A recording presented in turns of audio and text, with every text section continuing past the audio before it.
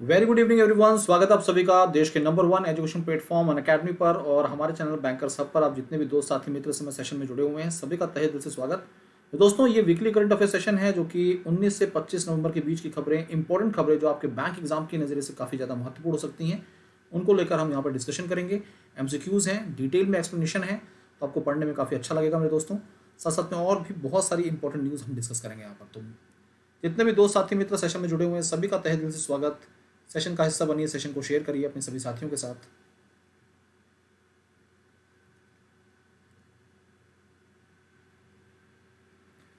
तो एक बार please confirm करिए मेरी आवाज़ आप लोग, एक बार प्लीज कंफर्म करिए आप सभी को मेरी आवाज़ क्लियर है। I am properly audible and visible to everyone.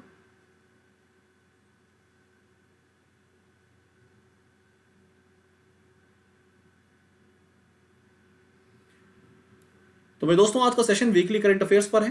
कहानी को आगे बढ़ाते हैं। मेरा नाम भास्कर प्रताप मिश्रा है। आप मुझे फॉलो कर सकते हैं अनअकैडमी पर मेरे दोस्तों, और सभी स्पेशल क्लासेस प्लस क्लासेस को वॉच कर सकते हैं। आपके लिए नया कोर्स जो है वो IDBI एग्जाम के नज़रिए से हम लॉन्च कर रहे हैं। 7 दिसंबर से मेरे दोस्तों नया कोर्स आ रहा है आपके लिए अनअकैडमी पर। इस समय बहुत ही जानदार ऑफर चल रहा है, बहुत ही ज़बरदस्त ऑफर चल रहा है मेरे दोस्तों। फ्लैट 50% डिस्काउंट चल रहा है इस समय बैंक एग्जाम सब्सक्रिप्शन पर। आप 1 ईयर का सब्सक्रिप्शन पा सकते हैं 2499 में, और मेरे दोस्तों 2 ईयर का सब्सक्रिप्शन आपके लिए 2999 में, मतलब 3000 के अंदर आप 2 ईयर का सब्सक्रिप्शन परचेज कर सकते हैं। इस समय ऑफर चल रहा है, नवंबर 30 तक ऑफर है मेरे दोस्तों। BPM10 कोड है, इस कोड का इस्तेमाल करिए और किसी भी अनअकैडमी सब्सक्रिप्शन पर इस ऑफर को आप अवेल कर सकते हैं। टॉपर टेस्टिमोनियल, जितने भी सिलेक्टेड स्टूडेंट्स हैं उनके एक्सपीरियंस, प्लेटफॉर्म से संबंधित, एडुकेटर से संबंधित और किस तरह से यहाँ पर पढ़ाया जाता है उससे जुड़ी मेरे दोस्तों सारी चीज़ें यहाँ पर शेयर की गई हैं। कभी आपके भी चेहरे यहाँ पर हो सकते हैं, तो पढ़िए हमारे साथ, जुड़े रहिए हमारे साथ। Most welcome. आपको फिजिकल नोट्स मिलते हैं जब आप आइकॉनिक सब्सक्रिप्शन परचेज करते हैं। पहला सवाल आपके सामने FDI इक्विटी इनफ्लो से संबंधित। मेरे दोस्तों हम बात कर रहे हैं यहाँ पर फॉरेन डायरेक्ट इन्वेस्टमेंट की। FDI इक्विटी इनफ्लो, जिसे एक रिपोर्ट के अंतर्गत बताया गया है कि उसमें कमी आई है, वो 7.7% तक पहुंच गया है, यानी कि 9.5 billion in the second quarter of financial year 2023-24। ये जो वित्तीय वर्ष चल रहा है 2023-24 चल रहा है, इसका सेकेंड क्वार्टर है, यानी कि मेरे दोस्तों जुलाई अगस्त सितंबर की बात कर रहे हैं। FDI इक्विटी इनफ्लो यानी कि बाहर से आने वाला जो भी निवेश है भारत में, उसमें कमी दर्ज की गई है। ये किस संस्था के द्वारा रिपोर्ट को रिलीज किया गया? इस रिपोर्ट को कौन सा वो इंस्टीट्यूशन है जिसके द्वारा रिलीज किया गया है? फसाई, DIPP, DPIIT या GST काउंसिल? करेक्ट आंसर क्या है? तो मेरे दोस्तों यहाँ पर सही जवाब है DPIIT, department for promotion of industrial and internal trade. ये वो संस्था है जो कि फॉरेन डायरेक्ट इन्वेस्टमेंट से संबंधित सारी जानकारी यहाँ पेश करती है मेरे दोस्तों। उसके द्वारा इंटरनल ट्रेड और FDI से जुड़ी हुई सारी रिपोर्ट्स पेश की जाती है। अगला सवाल आपसे पूछा जा सकता है मेरे दोस्तों कि वो कौन सा कंट्री है जहां से सबसे ज़्यादा इन्वेस्टमेंट भारत में आता है। तो अगर हम बात करें फॉरेन डायरेक्ट इन्वेस्टमेंट की, FDI की, मैक्सिमम FDI इनफ्लो भारत में किस कंट्री से होता है, कहाँ से आता है? टॉप 5 कंट्रीज़ के बारे में बात की जाए, एग्जाम में ऐसे क्वेश्चंस बनते हैं, पूछे गए हैं। यहाँ पर आपसे सवाल पूछा जा रहा है वो कौन सा कंट्री है जो कि टॉप सोर्स है इक्विटी इनफ्लो का भारत में। सही जवाब क्या है? सिंगापुर, मॉरिशस, अमेरिका, UK या फिर UAE? करेक्ट आंसर फटाफट बता दीजिए, सही जवाब क्या है? तूफानी गति से आंसर करिए फटाफट। तो मेरे दोस्तों आपसे कभी भी कोई पूछा जाए कि मैक्सिमम FDI भारत में, मैक्सिमम FDI किस कंट्री से आता है? मैक्सिमम FDI मेरे दोस्तों इंडिया में कहाँ से आता है? तो जवाब क्या होगा? जवाब होगा सिंगापुर। सिंगापुर इस मामले में नंबर 1 पायदान पर है। दूसरे पर मेरे दोस्तों मॉरिशस है, तीसरे पर अमेरिका, चौथे पर UK, पांचवें पर UAE है, यूनाइटेड अरब अमीरात। ठीक है, आगे बढ़ते हैं अगली खबर पर। आपसे कोई पूछता है कि भैया नंबर 1 पायदान पर कौन है, तो सिंगापुर। देखिए सिंगापुर से जुड़ी बहुत सारे इंडेक्सेस, बहुत सारी बातें हम ऑलरेडी डिस्कस कर रहे हैं। अभी इससे पहले वाले स्पेशल क्लास में हमने पढ़ा था कि सिंगापुर में दोस्तों वर्ल्ड फ्रीएस्ट इकोनॉमी भी है। फ्रेजर इंस्टीट्यूट जो है कनाडा का, उसके द्वारा मेरे दोस्तों इस रिपोर्ट को रिलीज किया गया था। वर्ल्ड फ्रीएस्ट इकोनॉमी में सिंगापुर नंबर 1 पर, दूसरे पर हांगकांग, तीसरे पर स्विट्जरलैंड, न्यूजीलैंड और फिर अमेरिका टॉप 5 में। आगे ये खबर खूब चर्चाओं में बनी हुई है। एक नॉन बैंकिंग फाइनेंशियल कंपनी है एनबीएफसी, और इस एनबीएफसी का नाम एल&टी फाइनेंस है। कैसी कंपनी में दोस्तों? ये एनबीएफसी है, नॉन बैंकिंग फाइनेंशियल कंपनी है। वेरी गुड इवनिंग दिलीप, कैसे हैं आप? स्वागत है आपका। एल&टी फाइनेंस में दोस्तों एक एनबीएफसी है। इसके द्वारा 125 मिलियन का लोन एग्रीमेंट साइन किया गया है, लोन पैक्ट साइन हुआ है किसी अंतर्राष्ट्रीय वित्तीय संस्था के साथ, जिसकी मदद से ये संस्था भारत में महिलाओं, किसानों और माइक्रो स्मॉल मीडियम एंटरप्राइजेस जो भारत में काम कर रहे हैं उनको वित्तीय सहायता और ट्रेनिंग के साथ साथ में मेरे दोस्तों इस सेक्शन को एम्पावर करने की कोशिश करेगी। तो सही जवाब क्या है? वो कौन सी अंतर्राष्ट्रीय वित्तीय संस्था है जिसके साथ एल&टी फाइनेंस ने 125 मिलियन डॉलर का ये लोन पैक्ट साइन किया है? करेक्ट आंसर क्या है? यहाँ पर सही जवाब है Asian development bank, ADB perfect answer है। एशियन डेवलपमेंट बिल्कुल सही जवाब है। आगे बढ़े। एडीबी से संबंधित कई लोन एग्रीमेंट और भी साइन हुए हैं जिनके बारे में अभी भी हमने क्लास में पढ़ा है, उसके बारे में भी आपको जानकारी दी जाएगी। लेकिन उससे पहले आपसे 2 वन लाइनर्स पूछ ली जा रहे हैं। आपसे कोई पूछे कि एशियन डेवलपमेंट बैंक में वो कौन है जिन्हें वाइस प्रेसिडेंट के तौर पर, वीपी के तौर पर मार्केट सॉल्यूशंस में एशिया पैसिफिक रीजन की नियुक्ति मिली है। एडीबी के एनुअल मीटिंग के बारे में सवाल पूछा जाए, एग्जाम में ऐसे क्वेश्चन बनते रहते हैं। तो एडीबी में मार्केट सॉल्यूशन के लिए भार्गव दास गुप्ता की नियुक्ति हुई है। भार्गव दास गुप्ता की नियुक्ति हुई है। भार्गव दास गुप्ता की नियुक्ति हुई है। भार्गव दास गुप्ता की नियुक्ति हुई है। और एनुअल मीटिंग मेरे दोस्तों साउथ कोरिया में आयोजित की गई थी। साउथ कोरिया में आयोजित की गई थी। अभी हाल में आपने एक खबर और सुनी होगी कि एशियन डेवलपमेंट बैंक जो है, एडीबी जो है, ये 500 million US dollar loan sanction कर रहा है महाराष्ट्र स्टेट को टर्शरी हेल्थ और मेडिकल एजुकेशन के लिए। इसके साथ साथ में मेरे दोस्तों एडीबी की जब बात करते हैं तो ये कुछ बेसिक बातें हैं जो बहुत इंपॉर्टेंट हैं। एशियन डेवलपमेंट बैंक के द्वारा, एडीबी के द्वारा मेरे दोस्तों अभी हाल में जो भार्गव दास गुप्ता की नियुक्ति की गई है मार्केट सॉल्यूशन के लिए वाइस प्रेसिडेंट के तौर पर, ये एग्जाम में पूछी जाने की संभावना है। अगला सवाल, वो कौन सा मंत्रालय है जिसके द्वारा 100 mobile vans for the sale of wheat flour, अभी हाल में आपने खबर सुनी होगी कि प्रधानमंत्री नरेंद्र मोदी जी द्वारा भारत ब्रांड आटा जो है इसको लॉन्च कर दिया गया। अब इन भारत ब्रांड आटा जो है इनको मार्केट में सेल करने के लिए मेरे दोस्तों 100 मोबाइल वैन्स जो हैं उनको भी फ्लैग ऑफ कर दिया गया है। ये किस मंत्रालय के मंत्री के द्वारा किया गया है, उस मिनिस्ट्री के बारे में आपको जानकारी देनी है।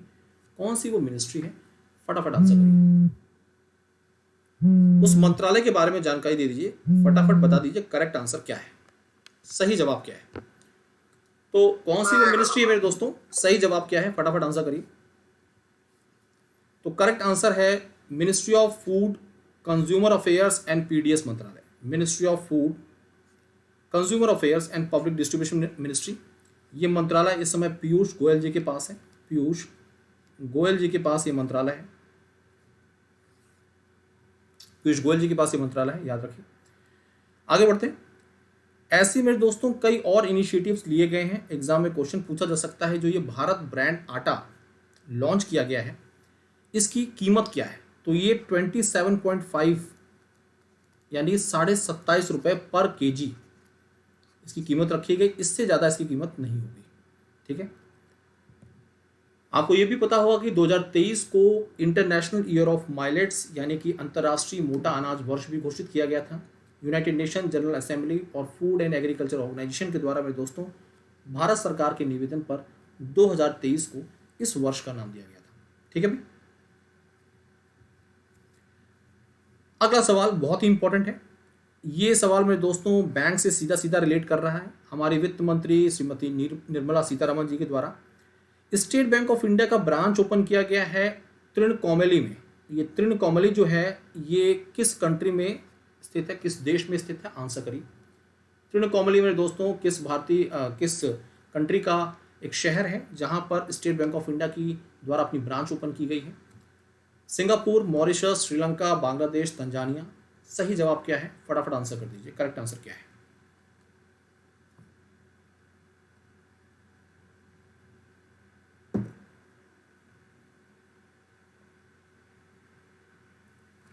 तो यहाँ पर करेक्ट आंसर है श्रीलंका। एग्जाम में ऐसे क्वेश्चंस पूछे जा सकते हैं। अगर आपसे कोई पूछ ले कि श्रीलंका में स्टेट बैंक ऑफ इंडिया के द्वारा ये कौन सी ब्रांच ओपन की गई है, श्रीलंका में स्टेट बैंक ऑफ इंडिया के द्वारा ये कौन सी ब्रांच ओपन की गई है। जब स्टेट बैंक ऑफ इंडिया की हम चर्चा करते हैं तो एसबीआई से संबंधित कई मुख्य बातें हैं जो आपको हमेशा दिमाग में रखनी है। जैसे कि स्टैटिक में अगर देखें तो 1 जुलाई स्टेट बैंक ऑफ इंडिया का फाउंडेशन डे होता है, एसबीआई डे मनाया जाता है 1 जुलाई को, state bank of India day. State bank of India में चेयरमैन के तौर पर डी के खरा है और कार्यकाल इनका 1 वर्ष के लिए बढ़ाया गया था। डी के खरा कार्यकाल 1 वर्ष के लिए बढ़ाया गया था। एसबीआई के द्वारा सर्वोत्तम नाम की एक नॉन कोलेबल डिपॉजिट योजना लॉन्च की गई है। सर्वोत्तम नाम की नॉन कोलेबल डिपॉजिट योजना लॉन्च की गई है। इसके अलावा मेरे दोस्तों स्टेट बैंक ऑफ इंडिया ने अभी हाल में ही इंफ्रा बॉन्ड लॉन्च किया, इंफ्रास्ट्रक्चर बॉन्ड लॉन्च किया, इंफ्रा बॉन्ड। और ये जो इंफ्रा बॉन्ड लॉन्च किया गया ये 10,000 करोड़ रुपए का है। कितने का भाई? 10,000 करोड़ मार्केट से फंड रेज किया गया इसके माध्यम से। इससे पहले दोस्तों स्टेट बैंक ऑफ इंडिया ने 81 बॉन्ड भी लॉन्च किए थे और इसकी मदद से 3,101 करोड़ रुपया मार्केट से रेज किया था। ये कुछ इंपॉर्टेंट न्यूज़ हैं जो मैं लगातार आपको पढ़ाता रहता हूं, जिनको फटाफट में रिकॉल भी कराया जा रहा है। ये खबरें इंपॉर्टेंट हैं, पढ़ते रहिए, आगे बढ़ते रहिए, जुड़े रहिए हमारे साथ सेशन में। स्टेट बैंक ऑफ इंडिया देश का सबसे बड़ा सरकारी बैंक है। सबसे ज़्यादा ब्रांचेज, सबसे ज़्यादा एम्प्लॉई, सबसे ज़्यादा एटीएम्स मेरे दोस्तों स्टेट बैंक ऑफ इंडिया के पास ही है। स्टेट बैंक ऑफ इंडिया की कई सब्सिडरीज हैं जिसमें SBI card, SBI life insurance, SBI mutual fund, SBI capital जैसी संस्थाएं हैं। एसबीआई कार्ड्स में दोस्तों सबसे ज़्यादा मार्केट में डेबिट और क्रेडिट कार्ड इशू करने वाली संस्था भी है। अगला सवाल, निम्नलिखित में से वो कौन सा मंत्रालय है, वो कौन सी मिनिस्ट्रीज पूछे जा रहा है, तो कौन कौन से मंत्रालय हैं जिनके द्वारा कृषि सखी ट्रेनिंग प्रोग्राम लॉन्च किया गया है। इसकी मदद से मेरे दोस्तों देश में प्राकृतिक कृषि यानी कि नेचुरल फार्मिंग को प्रमोट किया जाएगा। आपसे पूछा जा रहा है कि वो कौन सी मिनिस्ट्रीज हैं जो इस प्रोग्राम में शामिल हैं, जिनके द्वारा इस प्रोग्राम को लॉन्च किया गया है। इस प्रोग्राम को किस मिनिस्ट्रीज के द्वारा लॉन्च किया गया है, आंसर करिए।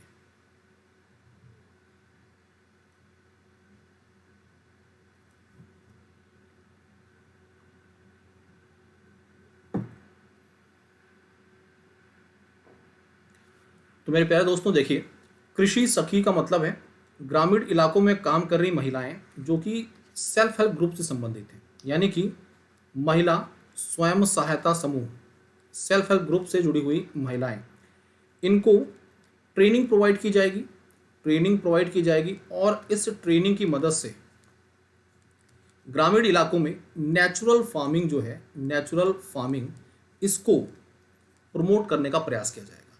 ऐसा करने के लिए मेरे दोस्तों मंत्रालय हैं रूरल डेवलपमेंट और एग्रीकल्चर मिनिस्ट्री। रूरल डेवलपमेंट मंत्रालय के अंतर्गत एक योजना आती है जिसका नाम है Deendayal Antyodaya Yojana, National Rural Livelihood mission.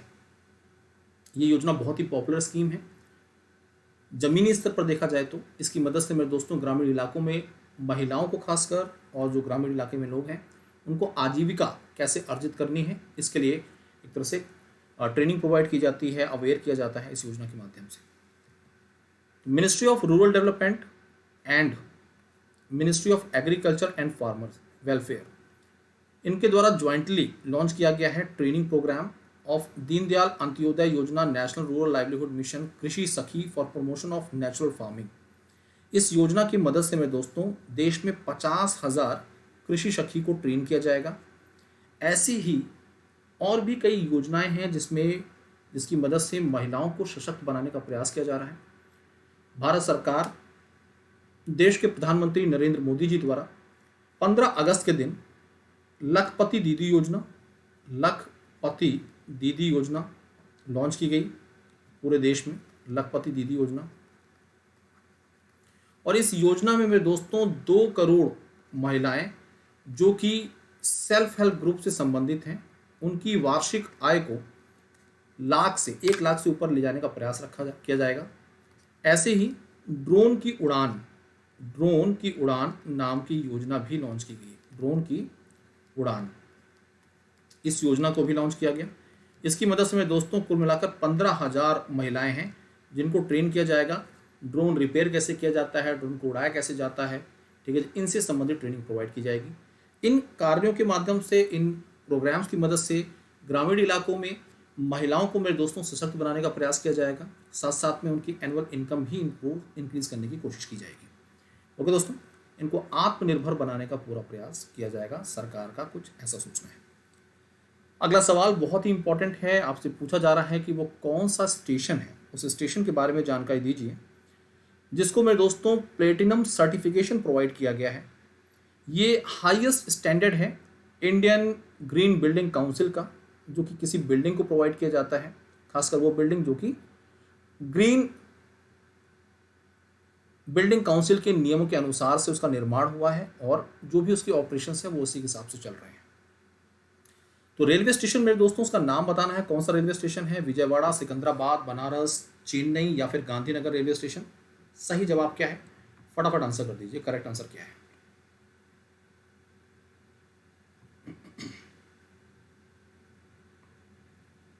सही जवाब क्या है, फटाफट बता दीजिए, करेक्ट आंसर क्या है। तो मेरे दोस्तों यहाँ पर एकदम परफेक्ट आंसर है विजयवाड़ा रेलवे स्टेशन। ये जो विजयवाड़ा रेलवे स्टेशन है, विजयवाड़ा रेलवे स्टेशन, इसको मेरे दोस्तों प्लेटिनम सर्टिफिकेशन प्रोवाइड किया गया है। ये जो प्लेटिनम सर्टिफिकेशन होता है ये हाईएस्ट स्टैंडर्ड होता है इंडियन ग्रीन बिल्डिंग काउंसिल का। यही सर्टिफिकेशन मेरे दोस्तों देश की नई संसद को भी मिला हुआ है, देश की नई संसद को भी यही सर्टिफिकेशन प्राप्त है। ओके, बढ़ते हैं आगे। आपसे एक एग्जाम में पूछा जा सकता है, जो IGBC है, इंडियन ग्रीन बिल्डिंग काउंसिल, इसका मुख्यालय कहाँ पर है। तो IGBC जो है, इसका मुख्यालय में दोस्तों, इसका हेडक्वार्टर जो है वो हैदराबाद में है, और हैदराबाद कैपिटल सिटी है तेलंगाना की। यहाँ पर देश का पहला गोल्ड ATM भी लॉन्च किया गया था। तो कंट्रीज फर्स्ट गोल्ड ATM, कोई पूछे आपसे कि देश का पहला गोल्ड ATM, देश का पहला गोल्ड ATM किस शहर में लॉन्च किया गया, तो वो भी मेरे दोस्तों हैदराबाद में ही लॉन्च किया गया था। तेलंगाना की हम चर्चा कर रहे थे मेरे दोस्तों, वहाँ पर भारत राष्ट्र समिति इस समय सत्ता में है, चुनाव होने वाले हैं और इस नज़रिए से चुनाव प्रचार बहुत तेज़ी से चल रहा है। कांग्रेस भी इस बार इस रेस में काफ़ी आगे चल रही है। CM तेलंगाना के चंद्रशेखर राव हैं, गवर्नर तमिलसाई सौंदरराजन हैं। बहुत सारी ऐसी बड़ी स्कीम जो कि तेलंगाना में शुरू की, जो बहुत पॉपुलर हुई, उनमें रायतु बंधु, दलित बंधु स्कीम, नेथन्ना बीमा योजना, गीता कर्मिकुला बीमा योजना, आर्टिफिशियल इंटेलिजेंस मिशन और मेडिसिन फ्रॉम स्काई नाम की स्कीम्स भी हैं, जो लगातार मैं अपने सेशंस में आपको पढ़ाता रहता हूँ। इस सेशन में इन बातों को मैं थोड़ा वर्बली बता रहा हूँ, क्योंकि मेरे दोस्तों ये हम कई बार पढ़ चुके हैं। आप रेगुलर क्लासेस में जुड़ सकते हैं। शाम को 8:05 पर आपके लिए अनअकैडमी एप्लीकेशन पर एक फ्री बैच आता है, जिसको हमने नाम दिया गया है लक्ष्य बैच। लक्ष्य बैच आपको अपने लक्ष्य तक पहुँचाएगा। इस क्लास में जुड़िए आप, बैंकिंग अवेयरनेस, करंट अफेयर्स और साथ साथ में MCQ और कॉन्सेप्ट भी क्लियर किए जाते हैं। ये एकदम फ्री बैच है मेरे दोस्तों आपके लिए। आगे बढ़ते हैं। तो मेरे दोस्तों यहाँ पर सारी जानकारी दी गई है। विजयवाड़ा रेलवे स्टेशन, इसको जो सर्टिफिकेशन प्रोवाइड किया गया है, ये हाईएस्ट सर्टिफिकेशन है IGBC का। चेन्नई ट्रेड सेंटर में मेरे दोस्तों कॉन्फ्रेंस के दौरान ये अनाउंसमेंट की गई थी। अगला सवाल इम्पॉर्टेंट है और आपको बताना है कि वो कौन सी अंतर्राष्ट्रीय रेटिंग एजेंसी है जिसके द्वारा मेरे दोस्तों भारतीय बैंकों में जो बैड डेप्ट है या बैड लोन या नॉन परफॉर्मिंग एसेट है, इनकी स्थिति सुधर सकती है। मतलब भारतीय बैंकों के जो नॉन परफॉर्मिंग एसेट हैं, इसमें कमी आ सकती है आने वाले 2023-24 जो वर्ष चल रहा है इसमें, और आने वाले वर्ष में भी। मेरे दोस्तों बताया गया है कि इसमें 4.5% से तक कमी आ सकती है। तो अंतर्राष्ट्रीय rating agency, international rating agency, जिसके द्वारा ये प्रोजेक्शन दर्शाया गया है, वो कौन सी रेटिंग एजेंसी है? आंसर करिए फटाफट, सही जवाब दे दीजिए। Moody's rating, Fitch rating, S&P global, Credit Suisse या स्टैंडर्ड चार्टर्ड रेटिंग्स। इन सभी 5 ऑप्शन में से सही जवाब क्या है? करेक्ट आंसर क्या है, फटाफट बताइए।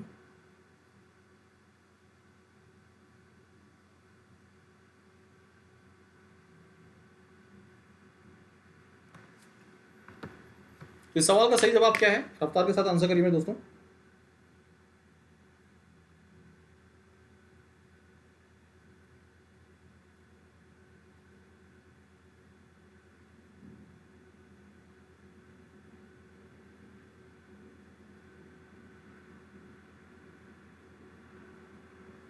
यहाँ पर क्राई, मोस्ट वेलकम, स्वागत है आपका। सेकंड ऑप्शन दे रहे हैं आप सही जवाब, लेकिन सही जवाब जो है S&P ग्लोबल है।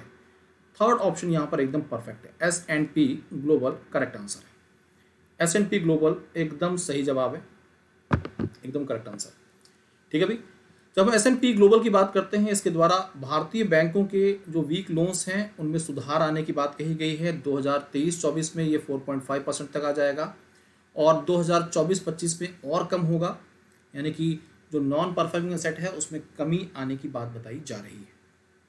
S&P ग्लोबल के द्वारा ये जो रिपोर्ट पेश की गई है, इस रिपोर्ट को नाम दिया गया है forewarned is forearmed. दोस्तों, ये रिपोर्ट पार्ट है global bank country by country outlook 2024 का। S&P ग्लोबल ये वही संस्था है जिसके द्वारा भारत की पहली रेटिंग एजेंसी, देश की पहली क्रेडिट रेटिंग एजेंसी के बारे में जब बात की जाए तो उसका नाम क्रिसिल है, क्रिसिल था सॉरी।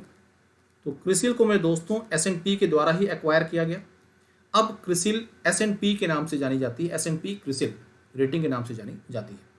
आपसे एग्जाम में कई बार पूछा गया है देश की पहली क्रेडिट रेटिंग एजेंसी का नाम, तो India's first credit rating agency CRISIL है, याद रखिएगा। अगला सवाल, वो कौन सा भारतीय राज्य है जिसके द्वारा घोल फिश जो है, घोल फिश जिसे मेरे दोस्तों फिशरमैन्स लॉटरी भी बोला जाता है, ये इकोनॉमिकली मेरे दोस्तों काफ़ी महंगी मछली होती है, किस राज्य में इसे स्टेट फिश के तौर पर रिकॉग्नाइज किया गया है? किस राज्य के द्वारा इसे स्टेट फिश के तौर पर डिक्लेयर किया गया है? तमिलनाडु, केरला, गुजरात, महाराष्ट्र या फिर उड़ीसा? सही जवाब क्या है? यहाँ पर दिलीप का जवाब एकदम परफेक्ट आ चुका है, गुजरात करेक्ट आंसर है। गुजरात बिल्कुल सही जवाब है, एकदम सही जवाब। मेरे दोस्तों, गुजरात की जब चर्चाएं करते हैं तो यहाँ से एग्जाम में एक प्रश्न जरूर बन सकता है। पहली चीज़ तो गांधीनगर में गिफ्ट सिटी, यहाँ से आपके बैंक में एग्जाम में क्वेश्चन बनने की उम्मीद है। साथ साथ में मेरे दोस्तों, गुजरात में कई भारी भरकम इन्वेस्टमेंट भी हुए हैं और ये इन्वेस्टमेंट जैसे कि माइक्रॉन चिप मेकिंग कंपनी है, इसके द्वारा सनंद में इन्वेस्टमेंट किया गया है। गति शक्ति विश्वविद्यालय से संबंधित प्रश्न बन सकता है एग्जाम में। IFSC इंडिया एनेक्स जैसी जो संस्थाएं हैं ये भी मेरे दोस्तों गिफ्ट सिटी में ही हैं। एग्जाम में क्वेश्चन बनने की पूरी उम्मीद है, पढ़ते रहिए, आगे बढ़ते रहिए। ये जो ब्लैक स्पॉटेड क्रोकर या फिर इसे गोल्ड फिश बोलते हैं, ये इसे फिशरमैन्स लॉटरी भी बोला जाता है। कारण क्या है इसके पीछे? ये इकोनॉमिकली काफ़ी वैल्यूएबल होती है और इसकी अलग पहचान है यूनिकनेस के कारण। ठीक है, अगला सवाल, वो कौन सी कंपनी है जिसको इकोनॉमिक्स टाइम्स के द्वारा HR World Exceptional Employee Experience Award 2023 से सम्मानित किया गया है? उस कंपनी के बारे में आपको जानकारी देनी है, कौन सी वो कंपनी है जिसने इस अवार्ड को जीता है? NTPC, ONGC, PGCIL, NHPC या फिर REC? सही जवाब क्या है? कमेंट बॉक्स में आंसर करिए फटाफट।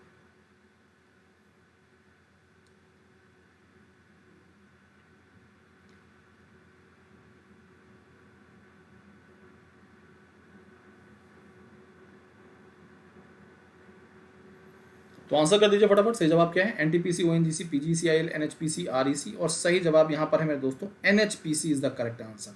NHPC is the correct answer, national hydro power corporation. तो national hydro electric power corporation NHPC, ये मेरे दोस्तों एक सरकारी कंपनी है और इस कंपनी को मेरे दोस्तों इस कंपनी की स्थापना 1975 की है। इसको Economics Time HR World Exceptional Employee Experience Award 2023 से सम्मानित किया गया है। ये एक लार्ज स्केल एंटरप्राइज कैटेगरी में सम्मानित की गई है। ठीक है भाई, अब यहाँ पर हम बात कर रहे हैं सरकारी कंपनियों की। तो सरकारी कंपनियां जो बहुत ही ज़्यादा प्रॉफिटेबल हैं, जिनकी नेटवर्थ बहुत ज़्यादा है, उनको उनके नेटवर्थ प्रॉफिट के आधार पर महारत्न, नवरत्न और mini Ratna first and second में कैटेगराइज किया गया है। आपके एग्जाम में महारत्न से संबंधित प्रश्न बन सकते हैं, सवाल बन सकते हैं। महारत्न की संख्या देश में इस समय टोटल कितनी है? 13। और सबसे लेटेस्ट जो संस्था है महारत्न कैटेगरी में, उसका नाम है ऑयल इंडिया लिमिटेड। क्या नाम है? Oil India limited. ये संस्था सबसे लेटेस्ट महारत्न PSU है, एग्जाम में नाम पूछा जा सकता है। ठीक है, आगे अगला सवाल, एक मिनी रत्न PSU जिसके द्वारा अभी मार्केट में अपने IPO लॉन्च किए गए। ये IPO मेरे दोस्तों ओवर सब्सक्राइब हो गए, 2 गुना सब्सक्रिप्शन मिला इसको। आपकी जानकारी के लिए बता दें, एलआईसी के द्वारा अपने मार्केट में आईपीओ लाने के बाद ये पहली सरकारी कंपनी है आफ्टर एलआईसी जिसके द्वारा आईपीओ लाए गए। मार्केट अच्छा नहीं चल रहा था, इस नज़रिए से दोस्तों सरकारी संस्थाओं के द्वारा आमतौर पर इस प्रोसेस को यूज़ नहीं किया जा रहा था। तो ये मिनी रत्न पीएसयू के बारे में पूछा जा रहा है जिसके द्वारा आईपीओ अपने लॉन्च किए गए। 2150 करोड़ रुपए का आईपीओ था। 2150 करोड़ रुपए का आईपीओ लॉन्च किया गया था 21 नवंबर को, 21 नवंबर को। इस कंपनी के बारे में जानकारी दीजिए, कौन सी वो कंपनी है। अभी मैं बता रहा था आपको, देश में सरकारी कंपनियों को उनके नेटवर्थ और प्रॉफिट के आधार पर महारत्न, नवरत्न और मिनी रत्न के तौर पर कैटेगराइज किया जाता है। ठीक है, उस कंपनी का नाम बताइए। इस कंपनी का नाम है इरेडा। क्या नाम है? इरेडा। तो इरेडा जो है ये रिन्यूएबल एनर्जी से संबंधित संस्था है और इसके द्वारा मार्केट में अपने आईपीओ इशू किए गए। जैसे कि आप सभी को पता है, रिन्यूएबल एनर्जी सेक्टर में तेजी से इन्वेस्टमेंट हो रहा है। इस सेक्टर में मेरे दोस्तों जो भी कंपनी है उनके शेयर्स मार्केट में अच्छे वैल्यू पर हैं। इरेडा एक सरकारी कंपनी है, इस नज़रिए से और भी ज़्यादा इसमें मार्केट में इसमें रुचि दिखाई है इन्वेस्टर्स के द्वारा। इरेडा एक मिनी रत्न पीएसयू है, न्यू एंड रिन्यूएबल एनर्जी मंत्रालय के अंतर्गत आती है। इसको मेरे दोस्तों systemically important NBFC, non deposit taking NBFC के तौर पर भी कैटेगराइज किया गया, ये और ख़ास बात है। और इसके द्वारा मेरे दोस्तों जब मार्केट में अपने आईपीओ इशू किए गए तो उसको बहुत अच्छा रिस्पॉन्स मिला है। इस संस्था का मुख्यालय नई दिल्ली में है और सीएमडी प्रदीप कुमार दास है। ये कुछ खास बातें हैं। इरेडा से संबंधित एग्जाम में क्वेश्चन बन सकता है, आपके बैंक एग्जाम में क्वेश्चन आ सकता है। तैयार रखिएगा, याद रखिएगा इस बात को। इसके द्वारा 2150 करोड़ रुपए का आईपीओ मार्केट में उतारा गया। सफलतापूर्वक ये आईपीओ मार्केट में लॉन्च किए गए, ओवर सब्सक्रिप्शन मिला इनको। आगे सम्मेलन से संबंधित प्रश्न है मेरे दोस्तों। ग्लोबल फिशरीज कॉन्फ्रेंस 2023, ये सम्मेलन कहाँ पर आयोजित किया गया है? ग्लोबल फिशरीज कॉन्फ्रेंस इंडिया 2023, इस सम्मेलन का आयोजन कहाँ पर हुआ है? किस सिटी में, किस शहर में?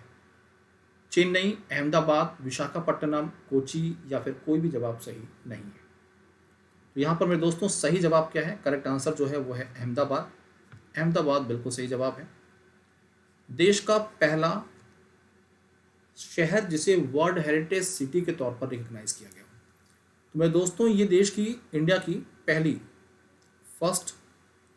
पहला वर्ल्ड हेरिटेज सिटी भी है।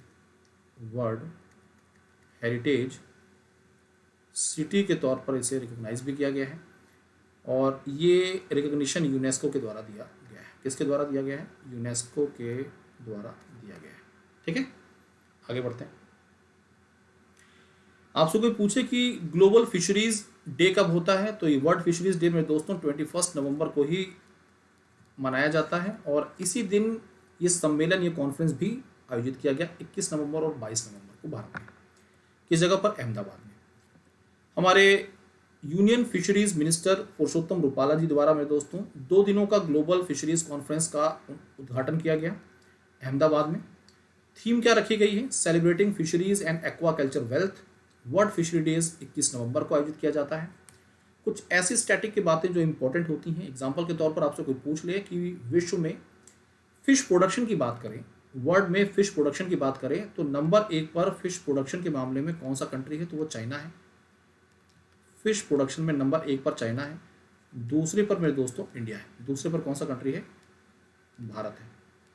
अगली बात करें इंडिया में, भारत में मेरे दोस्तों नंबर 1 पायदान पर कौन सा राज्य है? तो भारत में नंबर 1 पायदान पर आंध्र प्रदेश है फिश प्रोडक्शन में और दूसरे नंबर पर मेरे दोस्तों पश्चिम बंगाल है, वेस्ट बंगाल है। ठीक है, तो ये बातें आपको याद रखनी है, एग्जाम के नज़रिए से बहुत ही इंपॉर्टेंट है। ऐसे कई बार सवाल एग्जाम में पूछ लिए जाते हैं। ओके दोस्तों, तो बढ़ते हैं आगे अगले सवाल की तरफ। Who is appointed as the new interim chief executive in OpenAI? सबसे पहले मेरे दोस्तों इस कंपनी में चल रहे उठापटक के बारे में जानते हैं। ओपन एआई की जब बात करते हैं तो ये एक स्टार्टअप है, artificial intelligence AI enabled services provide करने वाला स्टार्टअप, और ये चर्चाओं में आता है तब जब इसके द्वारा एक चैट बॉट लॉन्च किया जाता है जिसका नाम है चैट जीपीटी। चैट जीपीटी मेरे दोस्तों बहुत पॉपुलर होता है। इसकी सर्विस बाकी दूसरी कंपनियों के चैट बॉट से काफ़ी बेहतर होती है। ये गूगल जैसी कंपनियों को नुकसान पहुंचा रहा है इस समय। इनके जो सब्सक्राइबर बेस है मेरे दोस्तों बहुत तेज़ी से बढ़ा है। जिस कंपनी के द्वारा तैयार किया गया उसका नाम ओपन एआई है।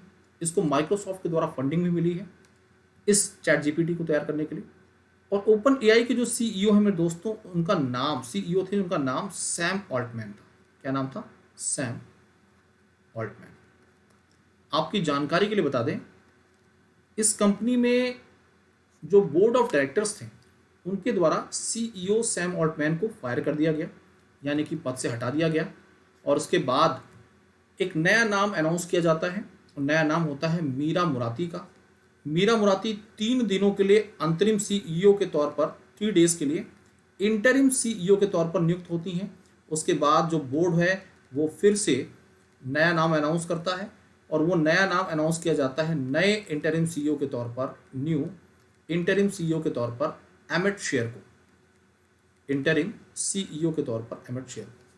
उसके बाद फिर खबरें आती हैं कि सैम ऑल्टमैन ने बोर्ड को ही फायर कर दिया है।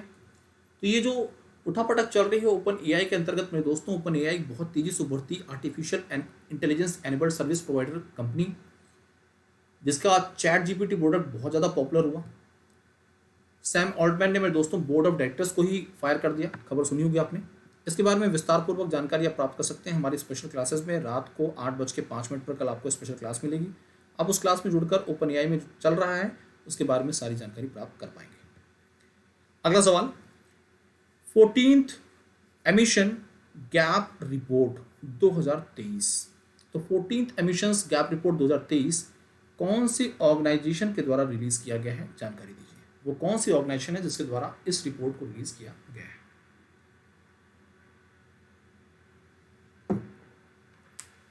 14th एमिशन गैप रिपोर्ट 2023 कौन सी संस्था के द्वारा रिलीज किया गया है? UNEP, FAO, world bank, world economic forum, conference of parties 28, कौन सी संस्था है? तो मेरे दोस्तों, इसको रिलीज किया गया है यूनाइटेड नेशन एनवायरनमेंट प्रोग्राम के द्वारा, यूएनईपी के द्वारा। और इस रिपोर्ट में जो जानकारी दी गई है वो दी गई है ग्लोबल जो टेम्परेचर, अर्थ का टेम्परेचर राइज कर रहा है उसके बारे में। आप सभी को जानकारी होगी एक सम्मेलन की, कॉन्फ्रेंस ऑफ पार्टीज, जो हर वर्ष होता है। ऐसे एक सम्मेलन पेरिस में हुआ 2015 के करीब, COP15 बोलते हैं शायद उसे। पेरिस में हुआ कॉन्फ्रेंस ऑफ पार्टी 2019 की बात कर रहे हैं जैसे, ठीक है भाई। तो COP15 में अर्थ का टेम्परेचर को 2% तक घटाने की बात कही गई थी। कोशिश की जाएगी भाई ऐसी पहल ली जाए, ऐसे इन्वेस्टमेंट किए जाएं, इस प्रकार के कार्य किए जाएं, और फॉसिल फ्यूल्स के बर्न को कम किया जाए, कन्वेंशनल एनर्जी रिसोर्सेज को कम किया जाए। इसकी मदद से अर्थ के टेम्परेचर को 2% तक लाने की बात कही गई थी। लेकिन इस रिपोर्ट में जानकारी दी गई है कि 2030 तक जितनी भी बातें या जितनी भी अनाउंसमेंट की गई थी उनको कंडीशनली, अनकंडीशनली अगर पूरा किया जाता है तब भी अर्थ के टेम्परेचर को 2.5% तक लाने में कोई कसर या कोई कमी नहीं की जा पाएगी। यानी कि जो भी प्रयास किए जाएंगे वो बेकार ही जाएंगे। भारत अर्थ का टेम्परेचर जो है वो 2.5 डिग्री तक बढ़ जाएगा। पेरिस एग्रीमेंट में जो बात कही गई थी 2 डिग्री सेंटीग्रेड टारगेट रखा गया था, ये जो टारगेट है इस टारगेट को हम अचीव नहीं कर पाएंगे। यूनाइटेड नेशन एनवायरनमेंट प्रोग्राम, ये जो संस्था है मेरे दोस्तों, इस संस्था की जब बात करते हैं तो इसका मुख्यालय जो है वो है नैरोबी में, केन्या की capital city Nairobi. Champions of the earth award भी यही संस्था अनाउंस करता है। और भी कई रिपोर्ट्स हैं जो कि यूएनईपी के द्वारा जारी की जाती हैं। अगला सवाल डिफेंस से संबंधित है। इंडियन स्पेशल फोर्सेस और यूएस की जो फोर्सेस हैं इनके बीच में एक डिफेंस एक्सरसाइज हो रही है जो कि मेघालय के उमरोई कैंटोनमेंट में हो रही है। ये एक्सरसाइज में दोस्तों एक ज्वाइंट एक्सरसाइज है। इस एक्सरसाइज का नाम क्या है? तो वैसे तो बहुत सारी एक्सरसाइजेस किसी एक पर्टिकुलर कंट्री के साथ होती हैं। अगर हम अमेरिका की बात करें तो भारत और अमेरिका के बीच में कई एक्सरसाइजेस होती हैं, लेकिन वो एक्सरसाइज जो कि मेघालय के उमरोई कैंटोनमेंट में हो रही है उसके बारे में आपको जानकारी देनी है। तो ये एक्सरसाइज कौन सी है, इस एक्सरसाइज का नाम क्या है? फटाफट कमेंट बॉक्स में आंसर कीजिए।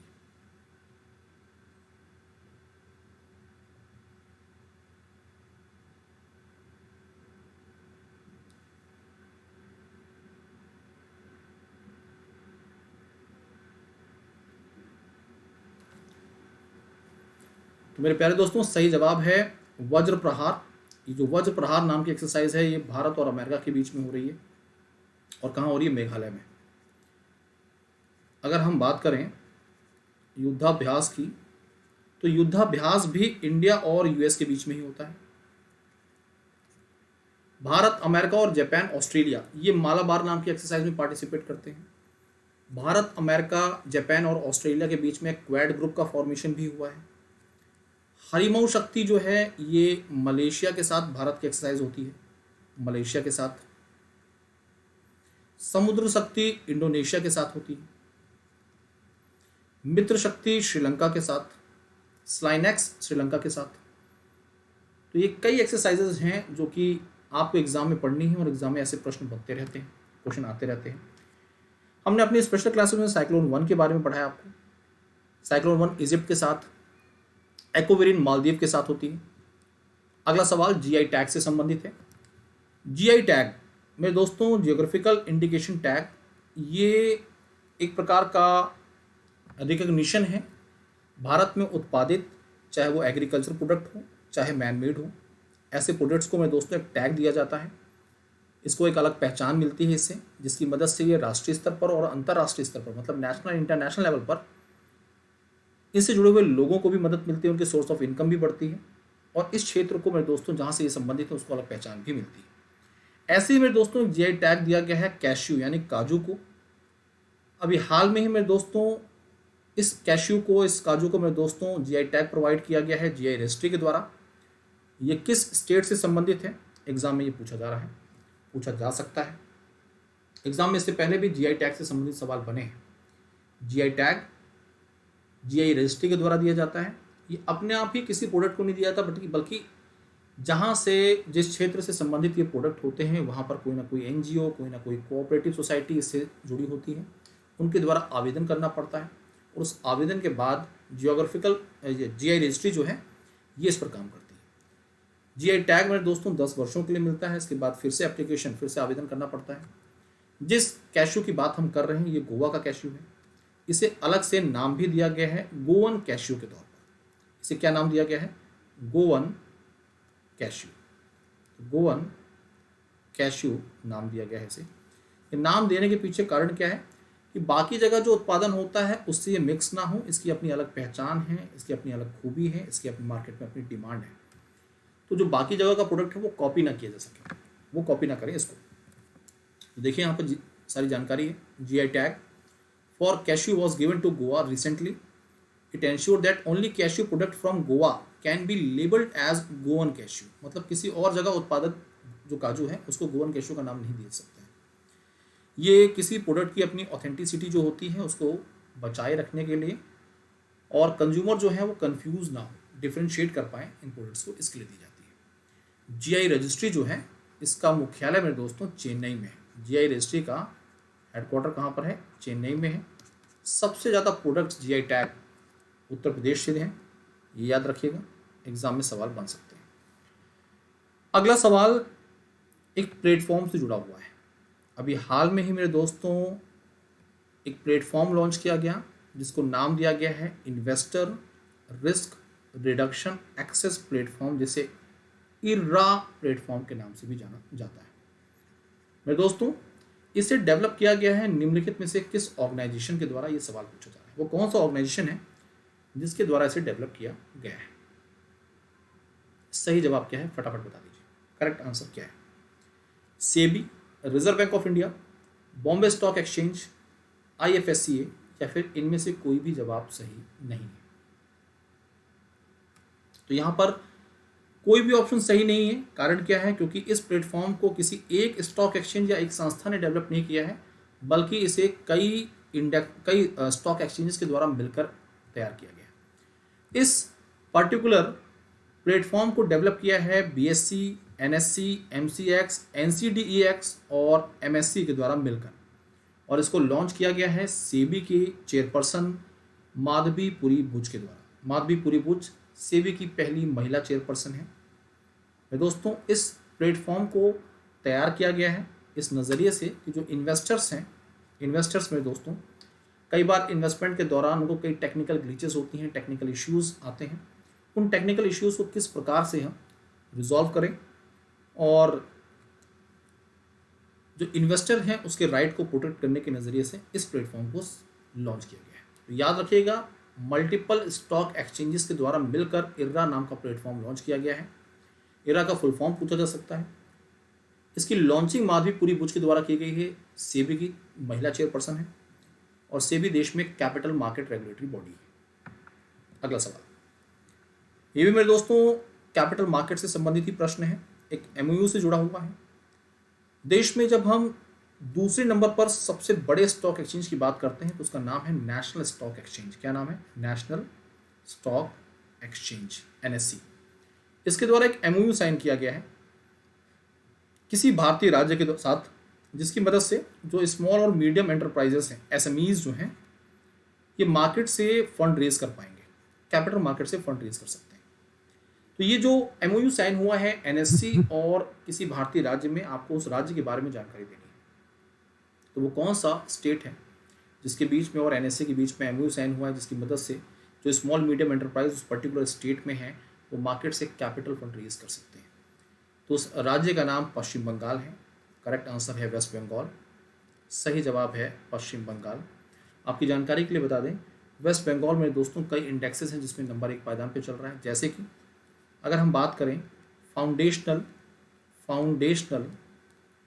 लिटरेसी एंड न्यूमरेसी की, फाउंडेशनल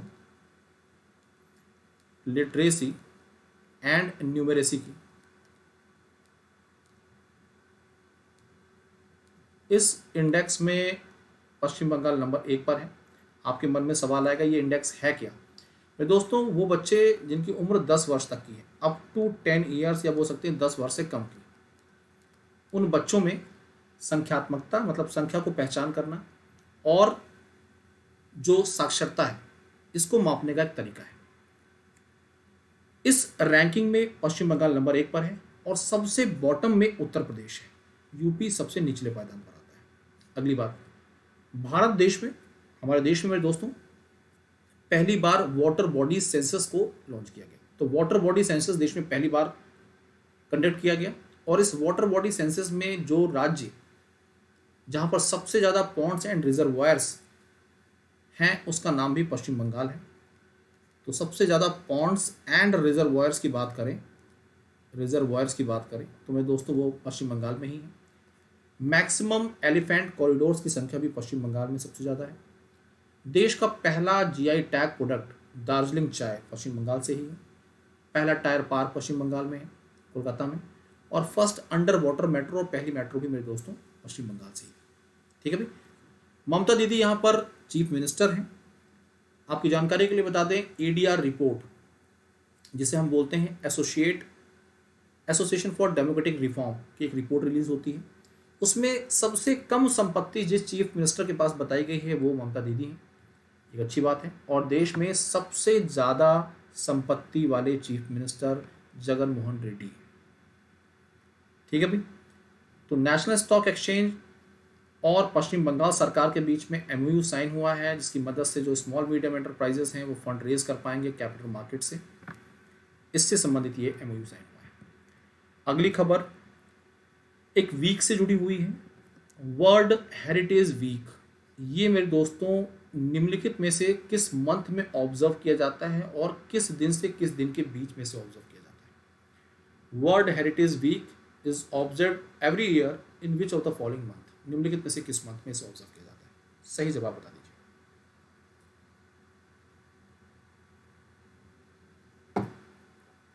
करेक्ट आंसर क्या है? तो मेरे दोस्तों यहाँ पर सही जवाब जो है वो है नवंबर मंथ। 19 नवंबर से लेकर 19 नवंबर से लेकर 25 नवंबर तक मेरे दोस्तों 25 नवंबर तक इस वीक को ऑब्जर्व किया जाता है। इस वीक को मेरे दोस्तों यूनेस्को के द्वारा अंतर्राष्ट्रीय स्तर पर सेलिब्रेट किया जाता है। और अगर हम भारत की बात करें, इंडिया की बात करें, तो इंडिया में मेरे दोस्तों अपनी एक संस्था है, इसका नाम है ASI, archaeological survey of India. इसके द्वारा मेरे दोस्तों इस वीक को ऑब्जर्व किया जाता है। ASI की स्थापना 1861 की है, 1861 की, और मुख्यालय इसका दिल्ली में है। ठीक है भाई। तो यूनेस्को के द्वारा भारत में अभी हाल में ही बहुत सारे ऐसी अनाउंसमेंट की गई हैं जो काफ़ी इंपॉर्टेंट हो सकती हैं आपके एग्जाम के नज़रिए से। एग्जाम्पल के तौर पर यूनेस्को ने मेरे दोस्तों भारत में 41st and 42nd world heritage site को रिकग्नाइज किया है। 41st साइट शांति निकेतन है और 42nd साइट जो है वो होयसला टेम्पल्स है। एग्जाम में होयसला टेम्पल से क्वेश्चन पूछा जा चुका है। यूनेस्को के द्वारा अभी हाल में ही लिटरेचर, सिटी ऑफ लिटरेचर के तौर पर कोझिकोड को चिन्हित किया गया है और सिटी ऑफ म्यूजिक के तौर पर ग्वालियर को रिकॉग्नाइज किया गया है। साथ साथ में United Nation World Tourism Organization, इस संस्था के द्वारा भारत में एक विलेज है ढोरडो विलेज, रन ऑफ कच्छ में है, उसे यूनाइटेड नेशन UNWTO जो संस्था है इसके द्वारा बेस्ट टूरिज्म विलेज के तौर पर भी रिकॉग्नाइज किया गया है। तो जो बातें मैं आपको पढ़ा रहा हूँ, समझा रहा हूँ, उसके बारे में विस्तार पूर्वक यहाँ पे लिखा हुआ है। वर्ल्ड हेरिटेज वीक 19 से 25 नवंबर के बीच में मनाया जाता है। इसकी मदद से मेरे दोस्तों conservation of culture heritage across the globe को प्रमोट किया जाता है। यूनेस्को के द्वारा इसे अंतर्राष्ट्रीय स्तर पर और भारत में आर्कियोलॉजिकल सर्वे ऑफ इंडिया, जिसे आप ASI के तौर पर जानते हैं, इसके द्वारा इसे मनाया जाता है। यूनेस्को के बारे में कुछ बेसिक बातें। स्टैटिक की स्थापना 16 नवंबर 1945 की है और लंदन UK में इसको स्टैब्लिश किया गया था, लेकिन इसका मुख्यालय कहाँ पर है? पेरिस में। इसके डायरेक्टर जनरल ऑड्रे अजाउले हैं। ऑड्रे अजाउले खुद दोस्तों पेरिस से आती हैं, मतलब फ्रांस से हैं। हमारे देश में टूरिज्म एंड कल्चर मिनिस्ट्री किसके पास है? G Kishan Reddy. ASI archaeological survey of India है, इसकी स्थापना 1861, मुख्यालय नई दिल्ली और जानवी शर्मा जो हैं इस संस्था के प्रमुख हैं, डायरेक्टर जनरल हैं। आपकी जानकारी के लिए भारत में कुल 42 वर्ल्ड हेरिटेज साइट हैं। देश में कुल 75 रामसर साइट हैं। देश में 12 ब्लू फ्लैग टैग बीचेस हैं। ठीक है भाई। एग्जाम में ये कुछ बेसिक पॉइंट्स हैं, जो कुछ स्टैटिक की चीज़ें हैं, आपको पता होनी चाहिए। सबसे ज़्यादा रामसर साइट तमिलनाडु में आती है। अगला सवाल, पूरे भारत के द्वारा मेरे दोस्तों जनजातीय गौरव दिवस, पूरे भारतवर्ष के द्वारा जनजातीय गौरव दिवस किस दिन ऑब्जर्व किया जाता है? तो जनजातीय गौरव दिवस निम्नलिखित में से किस दिन ऑब्जर्व किया जाता है? फटाफट आंसर करिए। सही जवाब क्या है? करेक्ट आंसर क्या है? फटाफट बता दीजिए।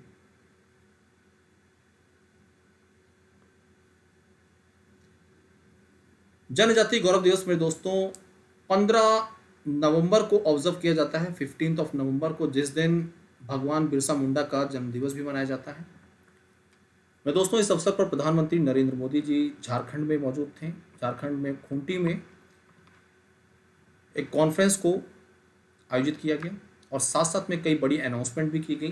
कई हज़ारों करोड़ रुपए की परियोजनाओं को लॉन्च किया गया झारखंड में मेरे दोस्तों। देखिए यहाँ पर उसको विस्तार पूर्वक बताया गया है। प्रधानमंत्री नरेंद्र मोदी जी द्वारा विकसित भारत संकल्प यात्रा को लॉन्च किया गया है, फ्लैग ऑफ किया गया है। विकसित भारत संकल्प यात्रा को फ्लैग ऑफ किया गया है। इसका मुख्य उद्देश्य क्या है? जितनी भी देश में बड़ी योजनाएं चल रही हैं उनको मेरे दोस्तों टारगेटेड बेनिफिशियरीज, यानी कि जो बेनिफिशियरीज हैं, जो लाभान्वित हैं, उन तक पहुंचाना जरूरी है। जिन लोगों को ये योजना जरूरत है जिनकी, तो उन तक पहुंचाना जरूरी है, वो भी टाइम बाउंड मैनर में, मतलब लिमिटेड टाइम के भीतर। प्रधानमंत्री नरेंद्र मोदी द्वारा जन मन मिशन जो है इसको भी लॉन्च किया गया। हमारे देश में जो मोस्ट वल्नरेबल ट्राइबल ग्रुप्स हैं उन तक मेरे दोस्तों जो भी सरकारी योजनाएं हैं उनको पहुंचाना जरूरी है, साथ साथ में उनको मुख्य धारा में लाना भी जरूरी है। प्रधानमंत्री नरेंद्र मोदी जी द्वारा खूंटी में एक पब्लिक प्रोग्राम के दौरान PM जनमन स्कीम जो है इसको लॉन्च किया गया। इसका फुल फॉर्म है PM जनजाति आदिवासी न्याय महाअभियान। ठीक है भाई। भारत में कई दूसरे प्रोजेक्ट्स हैं जो झारखंड में अनाउंस किए गए हैं। इस दौरान आपसे एक सवाल पूछा जा रहा है, भगवान Birsa Munda tribal freedom fighter museum ये निम्नलिखित में से किस स्थान पर स्थित है? कौन सी जगह है जहाँ पर ये म्यूजियम है? मेरे दोस्तों ये म्यूजियम जो है रांची में, किस जगह पर है? रांची में स्थित है। कहाँ पर? रांची में स्थित है। ठीक है। PM जनमन मिशन एग्जाम की नजरिए से इंपॉर्टेंट है, ध्यान रखिएगा। इसका फुल फॉर्म पूछा जा सकता है और किसके लिए लॉन्च किया गया है। तो जनजाति आदिवासी न्याय महाअभियान, जो बहुत ही ज़्यादा वल्नरेबल ट्राइबल ग्रुप्स हैं उनको मुख्य धारा में लाने के नज़रिए से। देश में ऐसे 75 वल्नरेबल ट्राइबल कम्युनिटीज़ हैं जो कि 18 राज्य और एक केंद्र शासित प्रदेश में रह रही हैं। उनको मेरे दोस्तों socio economic indicators, education, health, livelihood provide करने के लिए लॉन्च की गई है इस योजना को। ठीक है भाई। डिफेंस से संबंधित ये प्रश्न मेरे दोस्तों बहुत ही इंपॉर्टेंट है, एग्जाम में पूछा जा सकता है। पिछले साल तक हम पढ़ रहे थे भारत में प्रोजेक्ट 75 के तहत सबमरीन्स लॉन्च की गई है, सबमरीन्स तैयार की गई है। और ये submarines Mazagon dock shipyard limited, जो कि मुंबई की एक कंपनी है, उसके द्वारा तैयार की गई है। ऐसे देश में कुल मिलाकर 6 स्कॉर्पियन क्लास पनडुब्बी तैयार की गई। तो हम अभी तक क्या पढ़ रहे थे? प्रोजेक्ट 75 के बारे में, जिसमें स्कॉर्पियन क्लास पनडुब्बियां तैयार की जा रही है। क्या तैयार की जा रही है? स्कॉर्पियन क्लास पनडुब्बियां, सबमरीन्स, सबमरीन्स। ठीक है भाई। देश में इस प्रोजेक्ट के अंतर्गत कुल 6 पनडुब्बियां इंडियन नेवी को दी जाएंगी।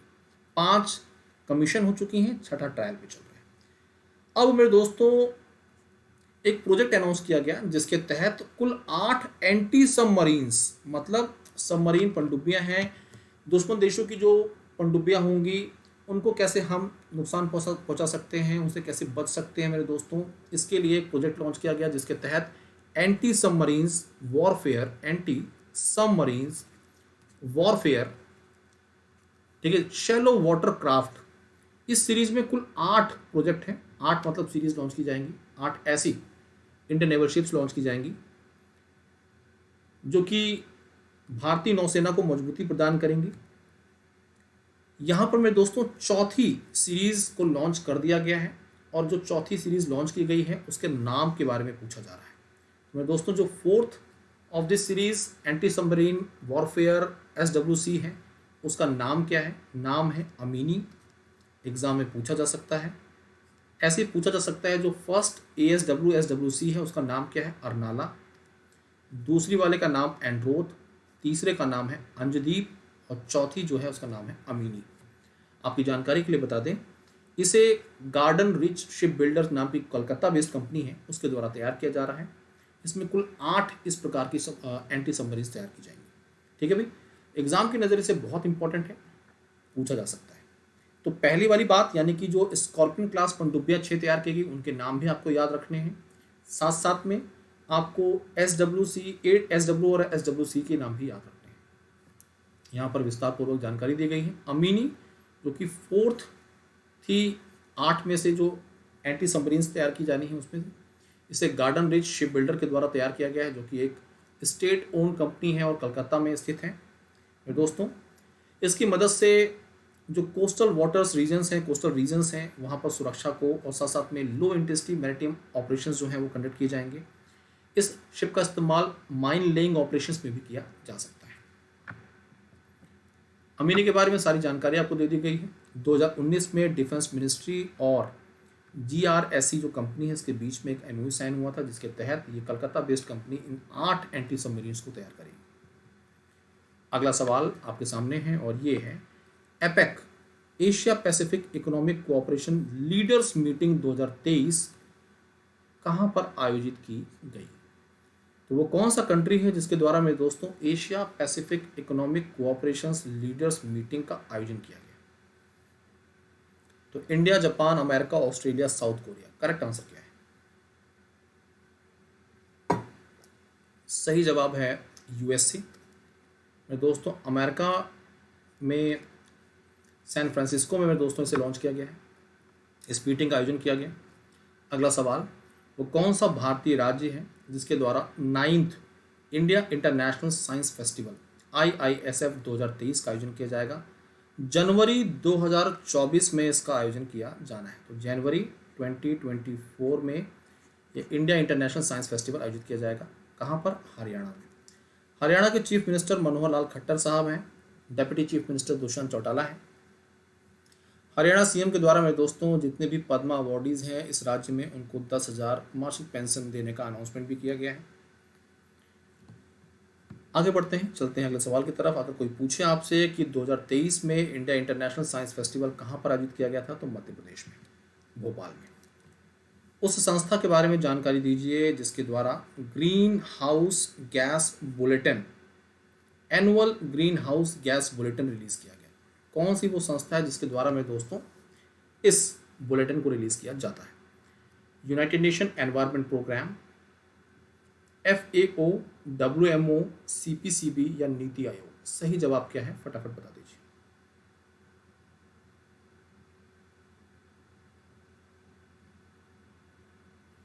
करेक्ट आंसर क्या है?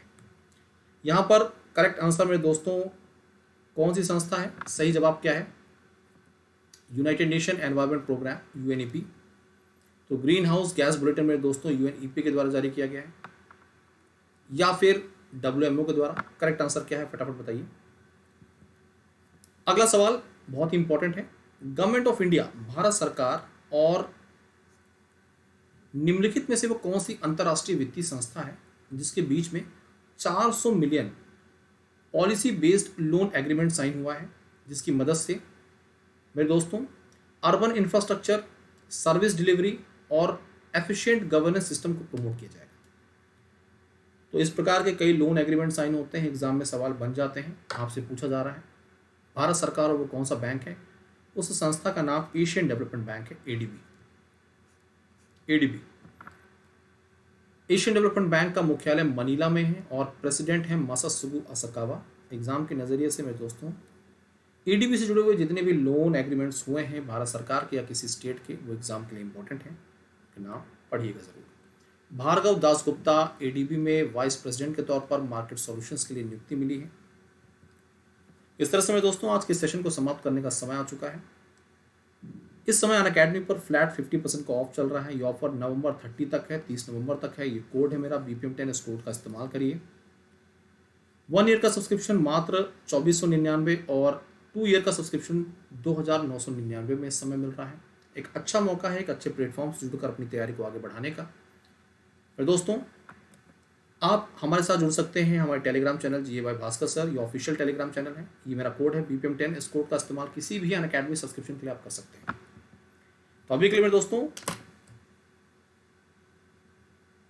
इतना ही काफ़ी है। मुलाकात करते हैं आपसे 11:05 पर अनअकैडमी एप्लीकेशन पर। एक स्पेशल क्लास शेड्यूल की गई है जो कि night safari GA and banking mock test है। आपके आने वाले SBI और IDBI एग्जाम के नज़रिए से उस सेशन का हिस्सा जरूर बनिएगा। अभी के लिए इतना ही काफ़ी। धन्यवाद। Wish you all the best.